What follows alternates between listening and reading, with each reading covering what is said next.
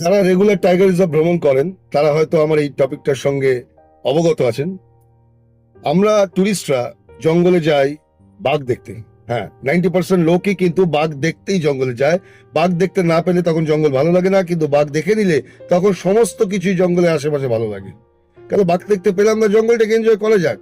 অনেকেই সেই ছবি পোস্ট করেন না, সেই ভিডিও পোস্ট করেন না, কারণ বাঘ একটা সেন্টিমেন্ট হয়ে দাঁড়ায়, বন্ধু বান্ধবের কাছে একটা প্রেস্টিজ ইস্যু হয়ে দাঁড়ায় যে বাঘ দেখতে পেলাম না, ও তো গিয়ে দেখে এলো, আমি 3টে রাইডে পেলাম না, ও 1টা রাইডে পেলো না। এটা ন্যাচারাল জঙ্গল, হতেই পারে বাঘ আপনি দেখতে পেলেন না। তাই জন্যই তো তার প্রতি মানুষের এত ক্রেজ, এত আকর্ষণ। রেগুলার যদি বাঘ দেখা যেত তাহলে বাঘকে দেখবার জন্য এত ইন্টারেস্ট মানুষের মনে থাকতো না। তো এই যে একটা সাইকোলজি যে বাঘ দেখতেই হবে, এতে কি হচ্ছে, জঙ্গলের মধ্যে কিন্তু একটা অন্য রকমের ঘটনা ঘটছে।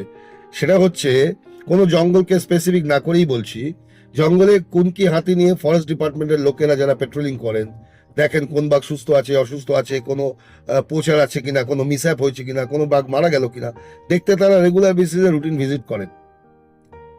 এই সময় কি হচ্ছে, একটু ফাঁকা জায়গায় কুনকি হাতি এবং ওই মাহুতের সঙ্গে দেখা হলে টুরিস্টকে বাঘ দেখানোর জন্য কিন্তু আমাদের থেকেই প্রপোজাল যাচ্ছে যে ওইখানে বাঘ আছে, শুয়ে আছে, প্লিজ একটু ওকে তাড়া করো, মানে ওকে একটু ডিস্টার্ব করো। যদি হাতিটা কাছে নিয়ে গিয়ে ওকে একটু তুলতে পারো, তাহলে ও রোডে চলে আসতে পারে, এদিকে বেরিয়ে আসবে। ও যখন উঠবে ওখান থেকে, তখন আমার টুরিস্ট দেখে নেবে, বা আমরা টুরিস্ট আমরা দেখে নেব, ছবি তুলে নেব। প্লিজ এটা একটু করেন, আমরা 2টো রাইডেই বাঘ দেখিনি, আর বাঘ ওখানে আছে আমরা জানি।